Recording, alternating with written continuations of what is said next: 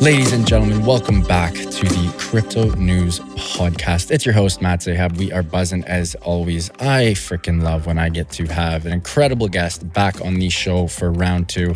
I had this lad on, give or take, 15, 16 months ago, back in April of 2023. He brought the noise and the heat back then, had some hot takes. A lot of those takes turned out to be true, actually.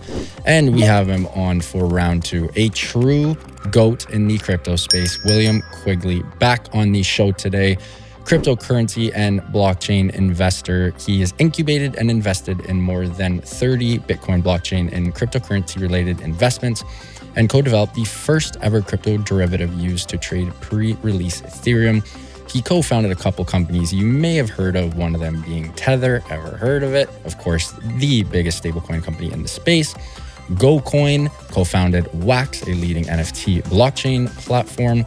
And prior to that, in 2013, he also co-founded Cryptocurrency Partners, a blockchain equity investment fund with early notable investments in, again, a couple of companies you may or may not have heard of: Coinbase, Kraken, Bitfury, Authy, ChangeTip, and Circle. And before all of this, back in the Web 2 days, co-founded Clearstone Venture Partners, a $700 million early stage focused venture cap firm. And again, couple, investments that you may or may not have heard of, like PayPal, ever heard of it, Net Zero, MP3.com, and Goto.com. What a friggin' bio. William, pumped to have you back on the show, my friend. How you doing? Thank you. Good. Yeah, can't believe it's been that long. Time since we flies. last spoke. Time absolutely flies. Just reading your bio, again, haven't had almost 360 episodes in, haven't had too many people on the pod with a bio like yours. You've seen Web 1.0, you've seen Web 2.0, and now you're seeing Web 3.0. It's pretty incredible to see. I'd like to start with Tether. I've been fortunate enough to have Paolo Ardoino on the podcast, I believe 3 or 4 times.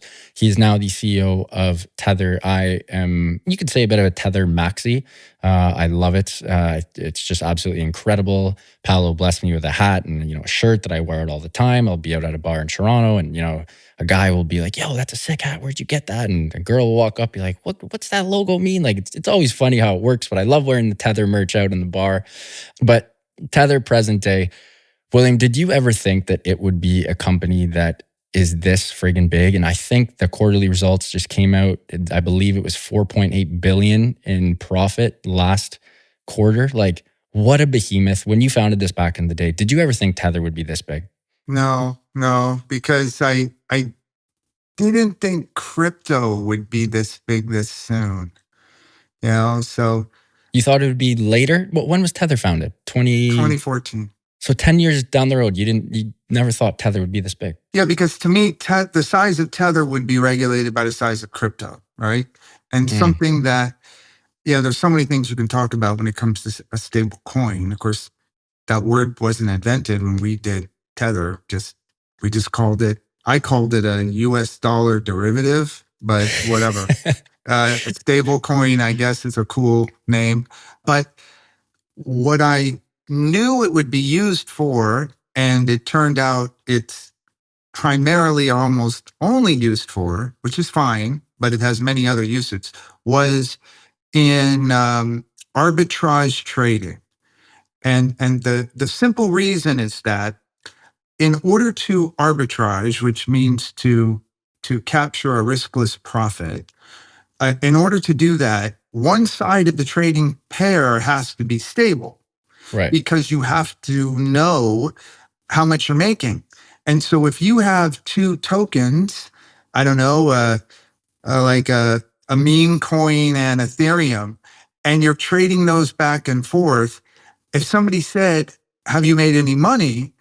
It's not an obvious answer because, well, it depends in which reference you're referring to. Do I have more Ethereum now than I started with, or more of the meme now than I started with? That will give you some indication, but what you really want to know is the base currency where you live, what you use. Do you have more of that equivalent base currency, right? In my case, I live in a US dollar centric world. So hence why, Tether is US dollar. It does others, but that for us was very important. How do we calculate a profit? And we were trading. And it's quite hard to explain to people who've only been in it for the last 5 or so years to know what it was like to trade back then. But the biggest hurdle we faced, which is one of the reasons we had to do Tether, was there were very few exchanges, like 3, where you could deposit fiat. Yep. And those exchanges had this annoying feature where they pretty much only had a few tokens traded. It would be like Litecoin, maybe Namecoin, and Bitcoin. And so, but that's not where the action was. The action was in what we call the alts or the altcoins. That's everything else. So what you would do is you would wire your money to this exchange. They would credit you. Then you would buy Bitcoin on that exchange. Then you would transfer that Bitcoin out of that exchange to an alt exchange. And an alt exchange is where all the action was, where all the weird, shitty tokens were, which is where the fun was. Yeah. But remember, that alt exchange has no fiat capability. So what do you do when you want to go into some safe harbor? When you're on the alt exchange, you're in tokens, but let's say you feel like, I'd like to have some cushion against upcoming volatility. Well, you have to sell everything for Bitcoin, transfer it back to the main exchange that has fiat, convert that Bitcoin into fiat, and have the fiat exchange wire the money to you.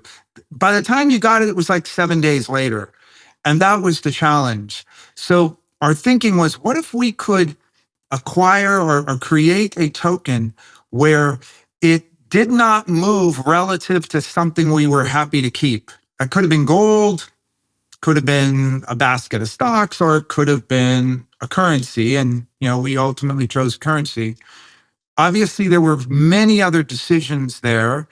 Those used to be sort of like not looked upon as anything important until after 2022, when things like Luna had blown up. And then people started saying, so how come you guys did it the way you did it? Because I think we did it the right way. Having a stable coin that is backed by currency, not backed by another token, has a lot of value. And 100%. So that's the reason we did that. But I kept thinking about $1 billion. I thought, one day we'll have $1 billion of this. That's what I thought. But, I thought Bitcoin could get up to like a couple of $1,000s, so all of it made sense relative to that, because it was going to be, Tether is a facilitating token. So it's facilitating that market of crypto. So if the market's huge, Tether's huge. If the market's small, Tether's small. Yeah, well said. What I often tell a lot of my friends, William, who, when I'm onboarding my normie friends, is Tether's it's like a ticket to a concert, or it's a ticket inside the arena. If you want to get into the crypto arena, let's say it's MSG, you can't get in without Tether. I mean, you could, but like if you really want to have fun and mess around with shitters and everything else, you neither it's got to be Tether, Circle, or one of the other stable coins. Most of the time, Tether though, the most common and popular trading pair, Tether is on one of those ends. Yeah, Tether is 70% of all trading volume globally. It's pretty wild. And going back to your point about just wanting to hit $1 billion, I forget what account it is. I follow so many accounts on Twitter. It's one of the whale accounts, and I love every month, 2 months, whatever the case may be, Tether mints 1 billion USDT. It was called Tether Printer. Yes. Tether Printer. Yeah. Classic. And look where we are now. You guys are doing this every couple weeks, however long it may be. Yeah. Yeah. That is, as you said, it is the gateway, because all trading pairs, back in the day, this might be news to some of your listeners. Back in the day, it was common, and before Tether, all tokens traded against another token. The most common trading pair would have been vis-a-vis Bitcoin and then Ethereum. And back in the day, a lot of people didn't think Tether mattered. There were people who thought Tether was irrelevant. It wasn't necessary. There's a lot of people who said, we're trying to escape a fiat world. So you're trying to bring fiat back. And that made no sense to me, that I thought these things had to be interconnected. And as a result, when serious traders started to enter the market, they only wanted a fiat related currency to trade against whatever crypto they were in. Because as I said, that's really the only way to calculate your profit. 100%. It's so true. And present day, I haven't seen Tether FUD in quite some time. I think this stopped, give or take, about 2 years ago. Yeah. But you guys would literally get shat on and dragged through the mud. Every single day there would be a new attack. Tether, and heck, I'm not going to be a hypocrite. When I first started the pod back in 2021, when I would ask guests what type of, black swan implications could potentially crush the market, I never said FTX. I never said Terra Luna. I always said the one thing that would kill us all is if Tether is in fact scammy and, it depegged. And here I am wrong on not just the fact that Tether was scammy, because you guys have, produced and posted all of the T-bills that you own. I'm pretty sure something came out this week. Tether in all the countries is the 18th largest holder of US T-bills in the world, which is insane. Literally, like, that makes you the 18th largest pretty much country of US T-bills. Absolutely insane. Just again, the growth is absolutely incredible. You released an article, I want to say it was last week, it might have been a couple of days ago, in regards to Tether and the notion and narrative that it is pegged to the US dollar. Up until I had Paolo on the pod, I was in that camp as well. I thought it was pegged 1-to-1. It is not, and it makes sense why it is not. And I'd love to throw the ball over to your court so you can tell us why it makes sense that Tether is in fact not pegged to the US dollar. It's not, because my partners and I would just have never done that. The idea of pegging a currency is that you have a central bank, traditionally, a central bank that says, we want our exchange rate to be 10-to-1 with the US dollar, whatever it is. And if it starts to slip and now it's 11-to-1 or 12-to-1, we are going to put a bunch of cash reserves into the market and buy up our currency to get that peg back, right? And all the world's currencies periodically get attacked when somebody thinks, you know what, I think this. Remember, the value of all currency is only relative to another currency, right? That's how we think about it. So I think the yen-dollar relationship is not proper. And somebody says, I think the yen is weaker to the dollar than it appears. It shouldn't be 130 yen to the dollar. It should be 160, as happened recently. And then people just start selling those yen and buying dollars. And those central banks then have a few things at their disposal. They can use their cash reserves to buy up their currency, put some demand on their currency, so now it starts going up, or they can make it more attractive by raising interest rates. So people want to buy their debt, because, look at, I get a higher rate. But if you're anything but the biggest countries in the world, you don't have a lot of levers. And the reality is even Japan doesn't have that many levers. And I knew this thing would get attacked. So my view was, we can never be responsible for maintaining the relationship between Tether, the token, and the US dollar. It's very simple. And it's kind of like an IQ test. Tether has no peg to the US dollar. Never did. And I assume it never will. Tether can be redeemed for $1. So if you're an idiot and you would like to sell your dollar-based Tether for 90 cents, that's fine. There will be people who will buy your dollar-based Tether for 90 cents. Right here. Right. And redeem it for $1, right? So the idea is, we have no say in whether or not Tether trades for more than $1 or less than $1. It is up to the buyers and the sellers, and they do a pretty good job. I should mention something, because it's a reasonable question. Some people will say to me, well, why is Tether sometimes $1 in, 1 penny, or sometimes it's 99 cents? What's going on there? And this is what I would say. Tether is traded in DEXs. It's traded across the world in different centralized exchanges.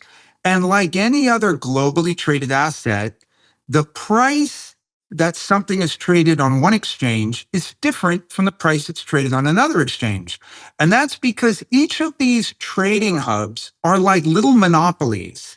For instance, if you are in Korea, they have a very tight control over their currency. It's hard for non-Koreans to trade in Korean exchanges, and it's hard for Koreans to trade in non-Korean exchanges. So you will sometimes have something like Bitcoin or Tether trade at a higher or lower price relative to other exchanges. But what you see in, let's say, coin market cap is a composite number, right? It's a average price at that moment in time. It's a little high in some, little low in others. And part of the reason that happens is you might be on a Malaysian exchange and there might not be too much Tether on that exchange. And then people get worried that Bitcoin's going down, so they want to sell their Bitcoin and acquire Tether. But there's not a lot of Tether, at least not a lot for sale at that moment. So people who want it are going to have to pay more than the price maybe in the US. So you might have to pay $1 instead of 99 cents. Now that creates opportunities for arbitrageurs who have trading relationships in those places, and that then tends to get it to equalize again. But it's always in a state of instability because there's buyers coming in who exceed sellers and sellers coming in who exceed buyers. And all you have to do, by the way, is look at what is the price of $1 in relation to a euro, in relation to a rupee or a yen or an RMB. Of course, it's never stable. It's always moving. The currency markets are always moving. So as you would expect Tether to also move. And so that hopefully that clears a few things up to people. It's the reason why Tether is so invincible, because you can't have a George Soros type of character. You know, George Soros is the guy who went and clobbered the pound sterling back in the 80s and broke it, you know, where the central bank said, we're not going to support it anymore vis-a-vis the dollar because we're just getting hammered. It's nice because Tether doesn't have to be bothered with that. You know, it's like you want to trade your Tether for less than what it's probably worth, go do it. You want to buy it for more, go do it. And I think it has become the standard for how stablecoins should work. And if we wanted to, we could talk about the other methods, right? But they all come down to something very simple. And I remember when Luna disintegrated, of course, Tether dropped to like 93 cents because people were like, it's going to happen to Tether. And I'm like, wow, people own that thing and don't freaking understand what it is. It all comes down to the type of collateral you use. So for anyone who just wants to have a very basic understanding of a stablecoin, just ask, what is the collateral behind it?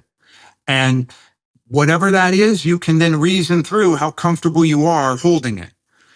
And, you know, again, we could talk at length about the types of collateral, but as long as you understand, okay, there are different types of stablecoins and they have different mechanisms for maintaining the value related to the collateral, you're way ahead of the game in understanding whether or not your stablecoin that you hold is safe or not. 100%. Very easy workflow, folks. Is my stablecoin backed by US Treasury bills? Yes. Okay, pretty safe to use. Is my stablecoin backed by its own pair currency that has an infinite supply and that is just ripped into the market at any given time, place, you name it? Yes, I probably don't use that stablecoin. There's your workflow. Yeah, and those are the I would say the brackets, and then you have what's in the middle. I think there are three broad ways to collateralize a stablecoin. Two are okay, and one is bad. You've just mentioned a bad one. The first and best, and we can talk about why it's the best, is your stablecoin is redeemable for the underlying currency that it represents. That's pretty good, right? Yeah. The second is your stablecoin is backed by another token. However, the issuer of the stablecoin does not issue that collateral token. In the case of Make or Die, which I think is a nifty stablecoin, it's generally backed by Ethereum. Yep. And then what they do is they over collateralize it. So they want to make sure each DAI is worth $1. So, and they can modify how much collateral cushion they give. But let's say they want $1.50 of Ethereum to back a single issuance of $1 of DAI.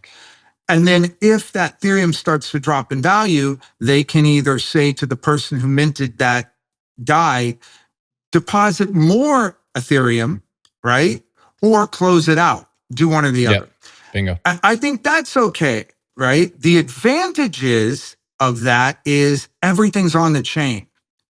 And so, the cash that's sitting in a bank account can't be seized. Yeah. What's the disadvantage? It's the same disadvantage that led to the US and then all other governments going off the gold standard. The money supply of an economy is sort of like the lifeblood of it, right? Yep. And so if you want to grow your economy, you do need to expand the money supply. And the US does that through the issuance of debt. If you are limited by the physical nature of something like gold or like how many Ethereum there are, what it really means is you can only be so big, right? Because you get so big, you'll exhaust all the collateral that people can use.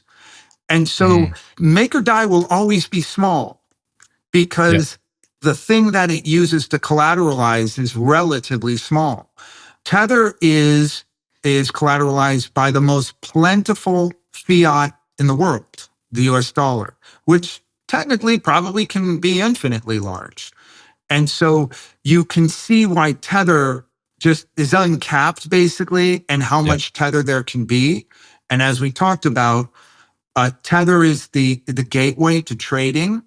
And so without Tether, I believe the crypto market cap and trading volume would be only 25% of what it is now. Maybe it would even be less. I agree with you. And that leads into my next question, like Tether's impact on DeFi as a whole. There's, there's some metrics. Like without one, you don't have the other. You're sort of hooped.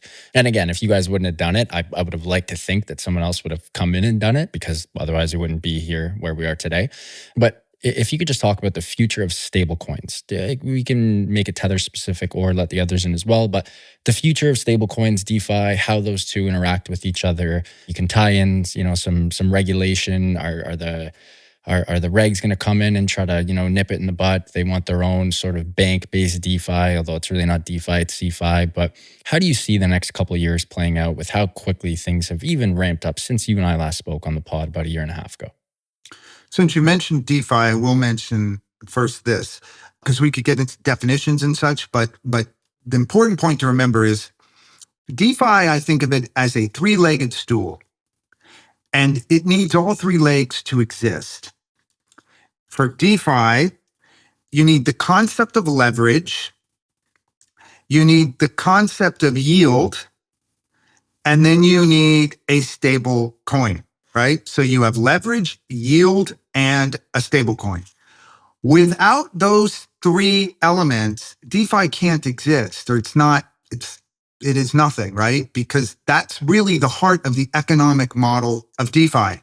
And from that, you get lending, you get derivatives, you get liquidity pools. All the fun stuff. All the cool shit, right? Yeah. So if stablecoins had not been invented, DeFi would not exist.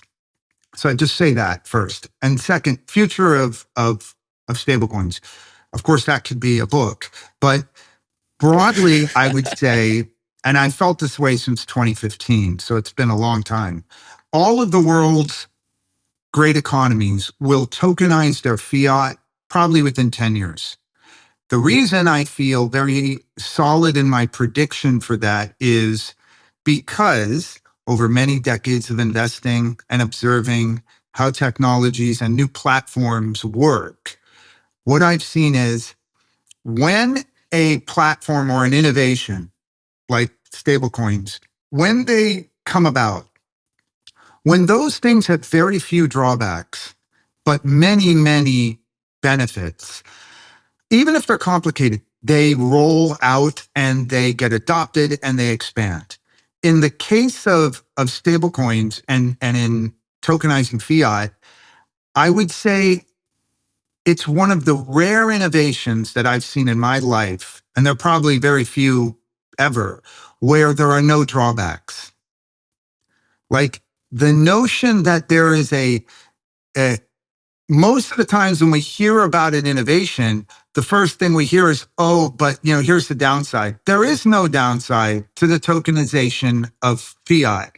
What about the whole censorship thing that everyone goes, oh, well, then they can track my remove? So when I say this in this context, vis-a-vis fiat money. Now, you may say there is drawbacks to tokenizing fiat because money is bad. Okay, well, I'm not going there. I'm saying relative to what you have today, and as a venture capitalist, I could give a whole lecture on this subject. This is how you should look at what you are doing. You whenever you're thinking of building something, it's got to be relative to what exists today.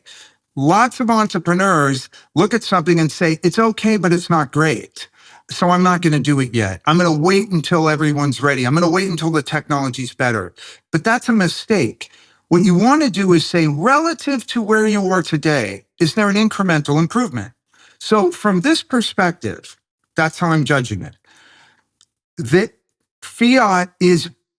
tokenized fiat is superior in every single way from traditional fiat. It's superior. And as a result, and knowing that fiat was not going away, my view was, well, then ultimately every slow-moving bureaucratic central government and central bank will ultimately adopt it.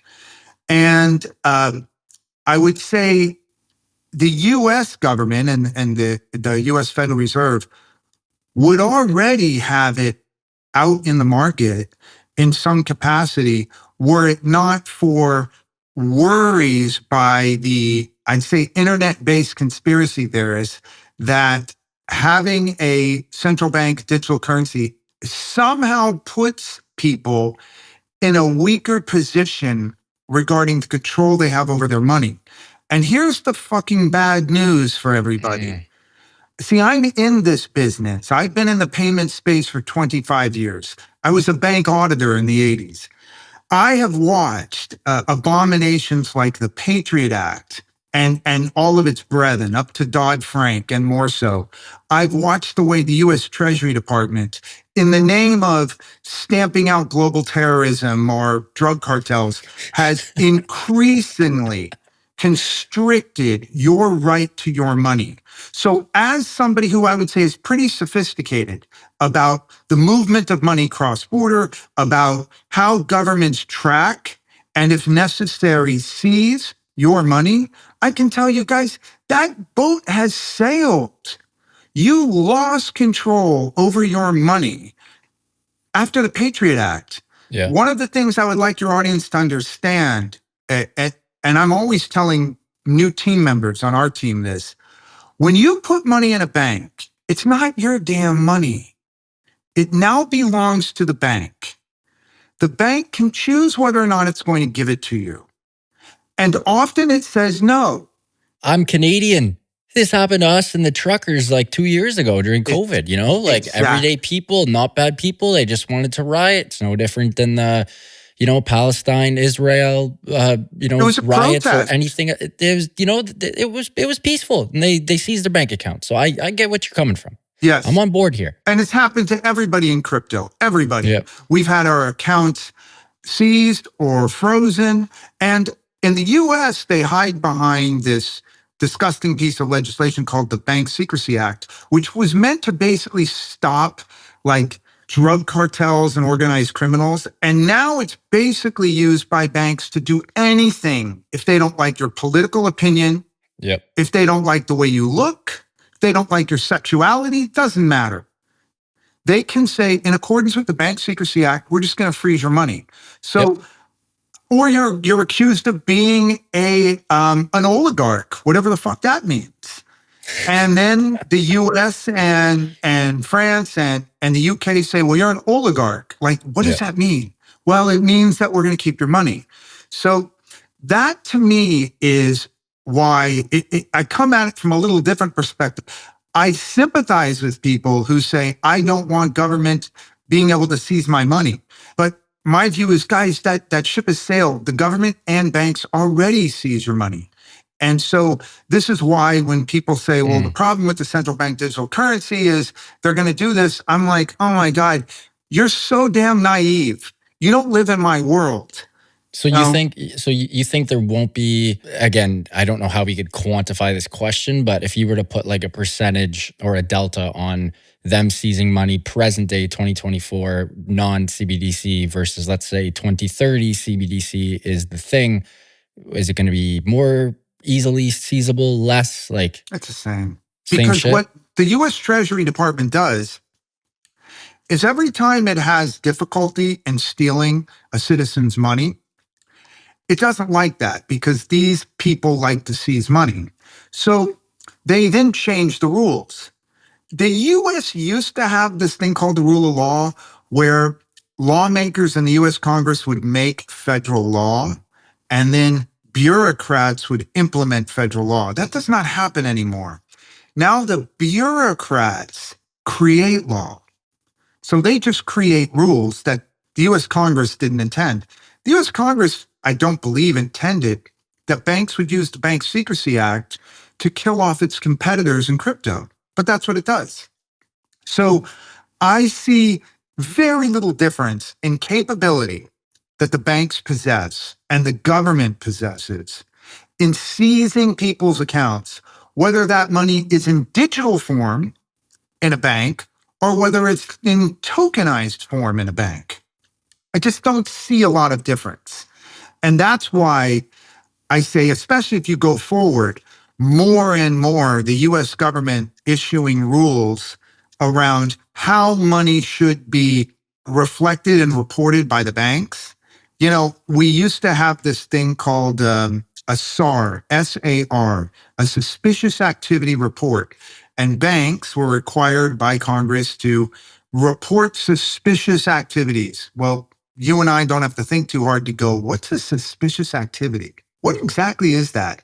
Well, no one could figure it out, so they said, fuck it. How about this? If somebody deposits or withdraws more than $10,000 in cash, that's suspicious on his face. Okay, banks were like, well, that's easy. All right. And then the government said, wait a minute, we don't like this because somebody now might deposit 5,000 one day and 5,000 another day. So how about in aggregate? And then, of course, they're like, well, but over how many years? If somebody's depositing $100 a week, well, maybe, maybe not. So what you've had now is the banks have said, we don't want to get penalized for this. So you know what we'll do? We'll call everything suspicious unless you're a W-2 wage earner getting a check from your company, or you're paying your mortgage, or you're paying your electrical bill. Anything else, you want to wire $10,000 to your friend? No, we're going to call that suspicious. So this has created a problem for the US Treasury. They have tens of millions of suspicious activity reports. So basically they mean nothing. Well, now with AI, they're going to start to use that.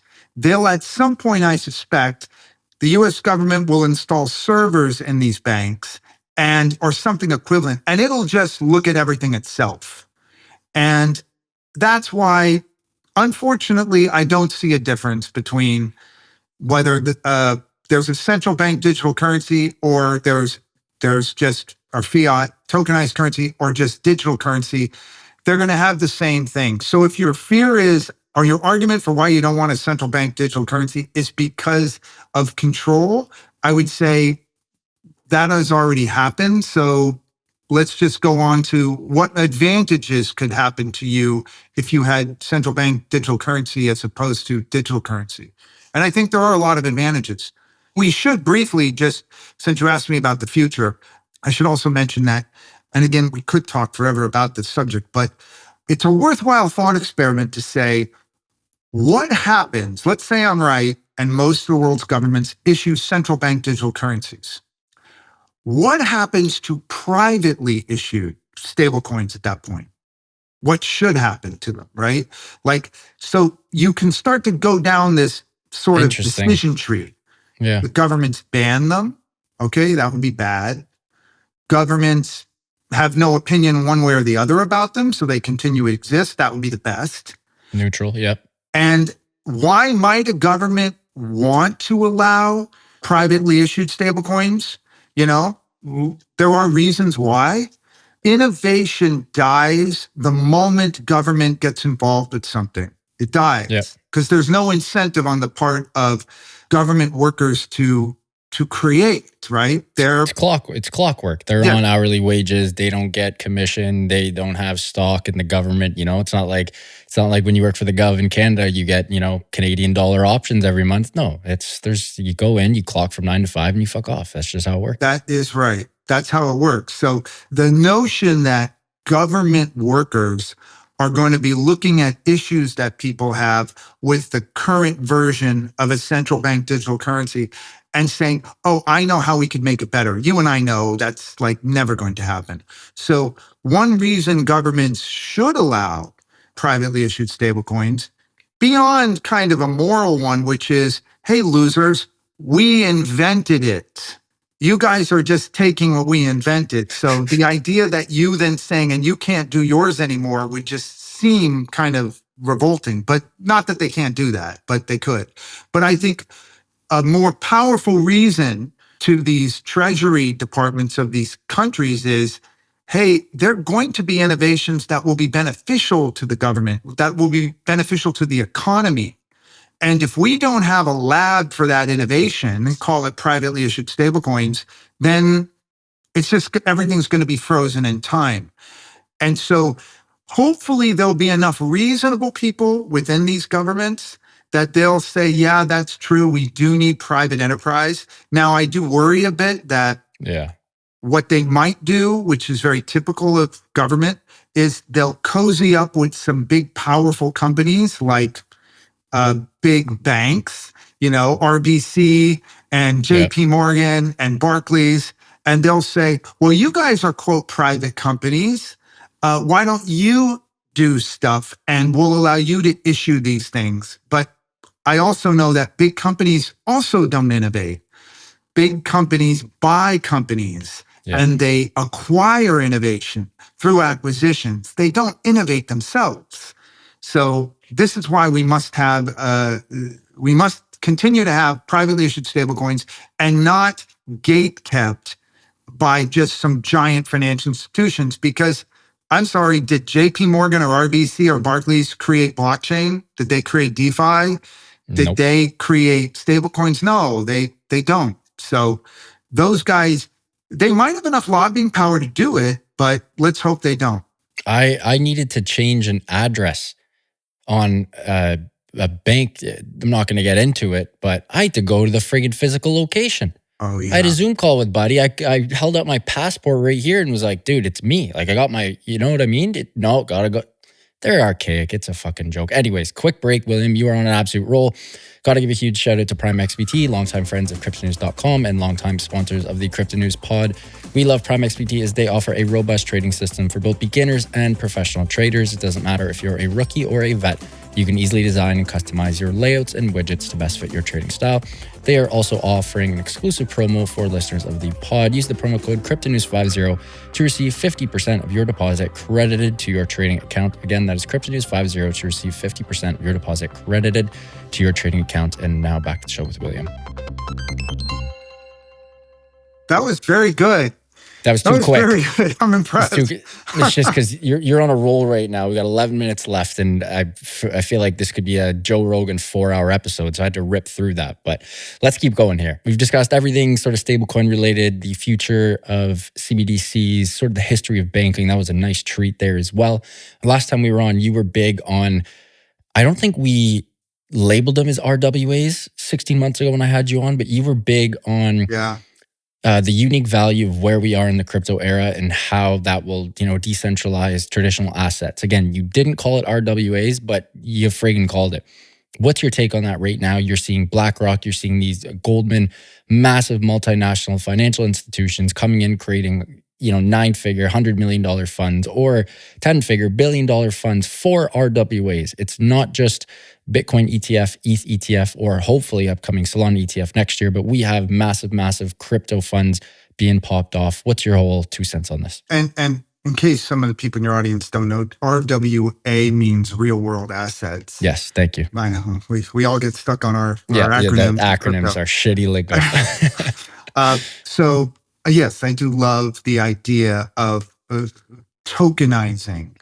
And we could spend more time than we have on the difference between digitization and tokenization, which I've talked about in the past. But suffice to say, when you tokenize something, you wrap it in this software envelope that ensures the person who receives it that it is genuine without expending any effort, without any cost, and in almost real time. If your audience thinks about this, this is one of the great and unique attributes of blockchain-based capabilities is there is no other way that I'm aware of on Earth for a distributed system to allow people to send and receive things that they know without any effort or any time or any cost are genuine. And if you think about the number of people employed throughout the world, privately, by cities, big governments, if you think of the number of people employed throughout the world whose real primary job is determining the authenticity of a document, it's staggering, right? And blockchain solves that, and it does it for essentially zero. It's like a byproduct of blockchain. It's like we don't even think about it. But this, when you have that notion in your mind, it's one of the things I tell a lot of crypto entrepreneurs. In order to create something remarkable and highly useful, defensible, you really have to understand what is it that this new platform, in this case blockchain, is giving me? What capabilities does it give me? In the case of internet, it was an ability to communicate one-to-one, one-to-many across the phone network at virtually no cost. That had never been possible before. In the case of crypto and blockchain, one of these things is tokenizing, and I've just explained what that means, tokenizing real world assets. Well, now they don't have to be only accessible through the New York Stock Exchange or the Commodities Mercantile Exchange or the London Stock Exchange. And when we allow ourselves to acquire things outside of those big institutions, what do? Well, we lower our costs because those guys don't give you what you get there for free. They know you're relying on their ability to give you the genuine share of stock in Mercedes or in Facebook, and you will pay something to them for the knowledge that, yes, I know it's safe and secure and they're giving me exactly what I want. This is very revolutionary that you can almost extend it and say large companies have less of a reason or less of a moat around them if all of that, what really comes down to trust, is no longer something they have a monopoly on. The idea that me sending you a Bitcoin, this is wild to me. Me, and I could be anonymous to you. The fact that I anonymously could send you a Bitcoin and you trust and will pay for the Bitcoin random guy in America sends to you as you were getting it off of Coinbase, right? Because you're not relying on the sender to authenticate whether or not it's real. You have your own ability because of what blockchain does to know it. So that's wild. So that means Coinbase shouldn't really have a premium over you buying it from me, provided you can easily find me and whatnot. But there's no trust necessary. As a result, I see a flourishing of assets heretofore never digitized and never made into tradable instruments. Real world assets that will start to become tokenized and start to enter markets and allow trading anywhere, anytime outside of these big closed institutions. That's the reason I'm excited about the real world asset revolution. Well said there. It's we got a bunch of exciting times ahead. William, unfortunately, we are getting tight for time. Next time we speak, we'll have to set aside a nice 3-hour block, have some coffee on the go, multiple coffees, couple zins, couple lip pillows going, and we'll make sure that we'll make sure that we're locked and loaded for a big one. Before we let you go, any big news? I'm sure there's a bunch, but with the time constraints that we have, any news coming out for Wax, for Tether, for any of the companies? I know you're a VC and probably hundreds of companies. Any big news coming out that you'd like to tell us before we let you go? I would just say, other than, of course, we're hopefully in Q4, we begin the bull market for crypto, which if prior patterns persist, that's what we're going to see.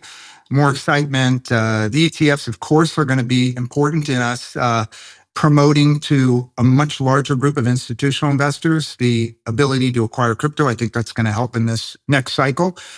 Wax is doing releases of new games. And I think the blockchain-based gaming it's still developing. People still are trying to figure out what capabilities you get in a blockchain game that you don't get in the real world. Of course, one of those is control over the assets in the game. Bingo. So we'll be releasing cool new pieces of video game IP. And I would say we're soon, not sure when, but soon I think we will see more tokens turned into ETFs. And the US won't, have a stranglehold on that. Other markets usually follow in what the US does. So that is a very good thing in the next 2 years or so.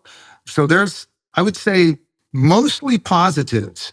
We've got a few things that are question marks in the United States, including litigation involving Coinbase, involving Ripple, and Uniswap. I would like to see whatever new administration comes into the US government to them change their views of those things, because those companies are all adding value for us. And, just because there's somebody in the SEC that's saying these are securities when they're not, it's clear from Wall Street's embracing the ETFs, Bitcoin and Ethereum ETFs, that this is not something people want put away, right? We want more of it. And those companies I mentioned, I'm hopeful that the litigation goes in their favor. Likewise. Before we let you go, can you please let us know where we can find you personally, Tether, Wax, VC Arm, everything online and on socials? From a social media standpoint, I've been working for years. I still don't do a lot. I'd like to start doing more because I think there's a lot of reasons I should. And so Wax is wax.io. You can see all the stuff that the Wax blockchain does there. And then my Twitter handle is William E. Quigley, at William E. Quigley. But as I said, I have historically not been a big self-publisher of social media because I've just been working. I do a lot of podcasts, but I think I'll just lead with this. There's a need for a lot of, especially younger people, to understand that the world is changing very rapidly in how employment is conducted. And I have the benefit of hindsight and the benefit of having seen a lot of transitions. I can see that one of the reasons for all this angst among younger millennials and Gen Z is because they don't feel very good about how employment is working for them today. Some of that is a failure of their institutions, universities, and whatnot. And a lot of it is the way work is carried out. The COVID epidemic kind of pointed out some of the issues, but I would like to do more around how this fits into blockchain and AI, but also why it doesn't mean you should quit work, because I see a lot of people on, social media saying 9 to 5 or working is awful. No, we all need a purpose in life, and contributing to the overall economies of our nations is valuable. But how we do it is changing very much because of deglobalization and crypto, stablecoins, real world assets. It's going to have an impact on all that. And so those are the things I'd like to be communicating more to people. Let's take. I mean, again, we're fully up on time, but let's take 1 minute if that's all right with you. How do we fix the current work environment for people my age? Again, I'm a 95. I'm the last age. I'm the youngest age possible in the millennial demographic. After me is the Gen Zers, but the Gen Zers, and I love the Gen Zers. I have many friends who are Gen Zers. They are softer than Egyptian bed sheets. I'm sorry that they got everything given to them. You want any song in the world, you pick up your phone, you got it. You want to order any cuisine in the world, you go on Uber Eats, you got it. You can, anything you want, you have in the palm of your hands, and it's given to you at all times. I think there's a lot of bad things coming up work related. I personally think with AI and everything else, I think there's a 10-year window left to make a lot of money. And after that, everyone's sort of going to be on the same page. But throwing the ball over to your court, if you don't mind going a little bit over time here, how do we fix the current employment and workplace shit show with people my age and perhaps younger? I can't do it in a minute. You did a pretty good summary of the situation. You can take as long as you want. What I'd say is this. First, all is not lost, right? I see a lot of hopelessness, right? AI, I can't stress this enough. And yes, I'm just one voice, but I've seen things. Every new innovation that has happened in my lifetime, I have always heard the loud calls of, wow, this is going to end employment. This is going to end jobs. Certain jobs do end. Generally, the shitty jobs. When we automate things, we automate the drudgery, we automate the paper pushing, and we elevate our abilities to work on things that are more inspiring and more creative. So AI is not going to end employment. It's just going to push the crap down to where it belongs, done by machines that don't have wandering attention because what they're doing is boring. So don't think jobs are ending. In fact, every time a new innovation has happened, there's been a plethora of new employment opportunities. Even in the 1990s, no one was talking about building apps. No one was talking about being a social media podcaster. No one was talking about trading crypto. Those are all really attractive and fulfilling things people now do. Because you can imagine if something you have is taken away, it's hard to imagine a thing that doesn't exist benefiting you in the future. So there is a leap of faith required, right? These things are, when we have new platforms like AI, like blockchain, mobility, those things always lead creative people to come up with new things that we didn't even know we wanted. So that's one. And the other is, I think it's a positive. I think larger companies, we're going to start to see, we see this in crypto a lot, small scale businesses that do phenomenally well because they've automated a lot of things and they rely on a lot of other platforms to do the work that those companies used to do. And again, a lot of that work was kind of drudgery. So what I think is we need younger people to be thinking that they too can do things entrepreneurial without having $100 million of venture capital. Because in a open source software environment, and this is crypto, you can literally cut and paste from what other people have done. Across the world, you've got, guys contributing to GitHub repositories, code that is really well filtered and is useful and you can use. And then if you add the ability of AI to help you assemble that, well, more and more, I think the making of these the mechanical aspects of making a company are going to be pushed to technology and AI. And your job then is to just harness it. And, we can think of all kinds of things. Most people probably wouldn't know how to create the infrastructure around YouTube, but they do know how to buy a camera and a microphone and speak about something. Bingo. So the bar for starting businesses is lower than I've ever seen it. And the ability to scale is greater than it ever was before. And so there should be an explosion of consumer-oriented companies, from entertainment companies to service companies, companies that allow people to communicate where they can't now. And we need to get people away from thinking that, the boomers took all the good opportunities. I seem to hear this a lot. The boomers didn't have access to a digital platform that was globally distributed. Boomers didn't get that. I hate that shit too. The only thing the boomers had was cheap access to housing. Like people my age, we can't buy a house like the boomers did. But again, the boomers couldn't start a company. And you know what? Couldn't start a 7-figure company in a year like I can. You know what I mean? Next time it's we a completely talk, different world. I'm going to run through the basic math at how home ownership, from an investment standpoint, has nearly always been a shit investment. And I talk about this a lot, but people come to me and say, look, I had a guy come to me and told me he made 10x on his house. He bought it in 98. He sold it in 2024.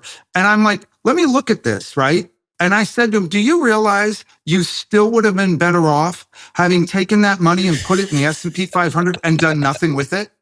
And then no home repairs, none of that. And how many people bullshit. are making 10x? Very few.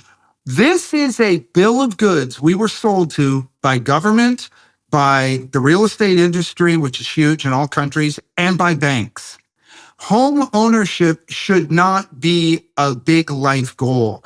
If you want to do it because you want, for some reason you feel you need to change it up or whatever, okay, but that's one of the biggest things I hear when people say, oh, boomers had it easy, they had cheap homes. The public markets were always a better place anyway, which we've always had access to, whether you're Gen X or Millennial or Gen Z. So there's a lot of these social myths that I think lead to the sense of defeatism that I see. People like lethargic and, oh, wow, it can't be any good. And I'm looking at it going, wow, when I was younger, if I had had something called the freaking internet, to experiment, to build. To learn anything, to kill time. You could do whatever you want. You could lock me in a room in a shitty place. If it has good Wi-Fi, I'm very good. True. You don't even need to give me food, William. Just give me some agua, maybe some coffee. I'll fast for a week. I don't give a shite. But if you give me fast internet, I'm the happiest claim in the world. I don't even need any human interaction. Zero. I'm a happy guy. It's remarkable and what's crazy is it's essentially free to you. That's what's crazy. Like so this is the stuff I think we need to promote more of. And blockchain has something to add to this. And, but there's other things as well. AI. William, we have gone over our time limit. Thank you so much for your time as always. This is just, again, did not feel like a podcast. Literally just felt like I was sitting front row with a professor in front of me and just alpha, fire. Appreciate you coming on. Round 3, we might even do a 2-parter. We'll block off a couple friggin' hours on the Cal, and we'll make sure we're heavily caffeinated and locked and loaded, and not just talk about crypto, talk about a lot of, present day fun shit as well. I'd love to do that with you. Yes. Yeah, I do talk about things other than crypto sometimes. I love it. Folks, what an episode with William Quigley. He absolutely dropped the heat today. Everything about life, finance, you name it. The future of crypto, DeFi, stablecoins, regulation, CBDCs, adoption, RWAs, digitization versus tokenization. We even did a little history of banking. Everything we got into. Huge shout out for William and the team for making this happen, especially going over the allocated time limit as well. If you guys enjoyed this one, I hope you did. Please do subscribe. It would mean the world to my team and I. Speaking of the team, love you guys so much. Thank you for everything. Literally love you more than you know. You, Stassi, were the man. Love you, my man. And back to the listeners, you guys are the best. Keep on growing those bags. Keep on staying healthy, wealthy, and happy. Go touch some grass. Enjoy the last couple months of summer, and we'll see you on the next one. Bye for now, and we'll talk soon.